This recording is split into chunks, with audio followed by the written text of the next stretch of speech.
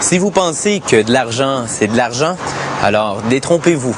À la monnaie royale canadienne, on imprime de la monnaie de circulation, qui est celle qu'on aime avoir dans ses poches, des pièces d'investissement qui sont faites d'argent ou d'or pur et dont la valeur varie de jour en jour, et des épreuves pour collectionneurs, comme cette pièce de 1 $ qui m'en a coûté 40 fois plus.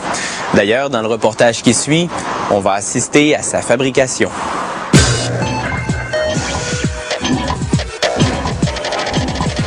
Les toutes premières pièces de monnaie ont circulé dès l'an 640 avant Jésus-Christ entre les mains des Lydiens, un peuple d'Asie mineure. Le concept s'étend rapidement à la Grèce antique, où un hibou symbolisant la déesse Athéna orne chaque pièce. Les Chinois, eux, délaisseront l'or et l'argent au profit de métaux moins dispendieux, comme le cuivre.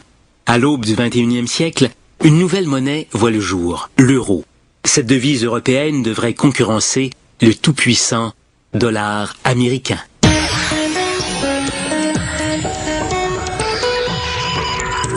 On fabrique des pièces de monnaie de collection en utilisant de l'argent sterling. Une partie de celui-ci provient des restants issus de la fabrication d'autres pièces de monnaie.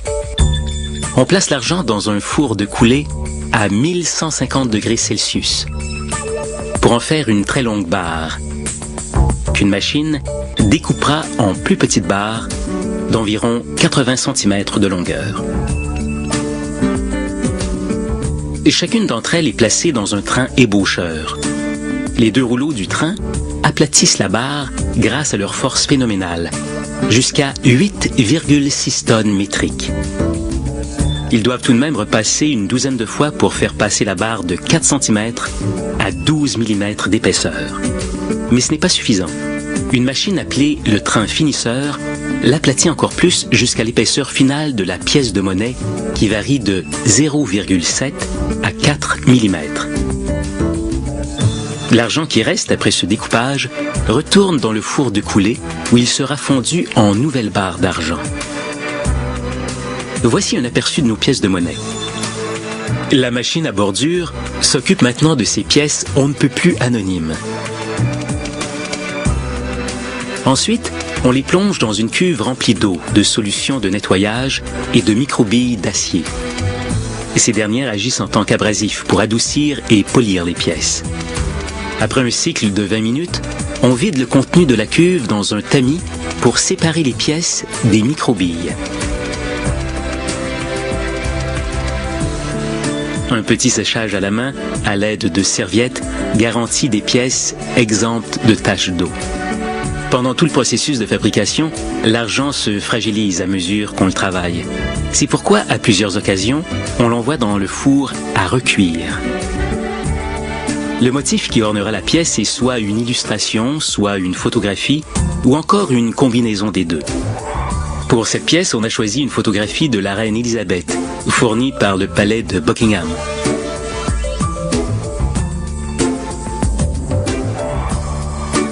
Lorsque le modèle final est approuvé par les responsables de la monnaie, on peut commencer la gravure.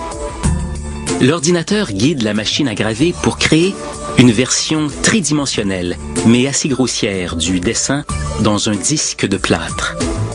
On obtient ainsi un modèle négatif qu'on utilisera pour couler un modèle positif, également en plâtre. Une artiste raffine le travail de l'ordinateur en peaufinant certains détails à la main. On peut ensuite couler un deuxième moule négatif, toujours en plâtre. À partir de ce moule, on coule un autre moule positif, mais cette fois, il est fait de caoutchouc. Du caoutchouc, on coule encore un moule négatif fait d'époxy dur et noir. À partir du moule d'époxy, cette machine crée une version 1,5 fois plus petite en laiton. Un processus de réduction qui dure 36 heures.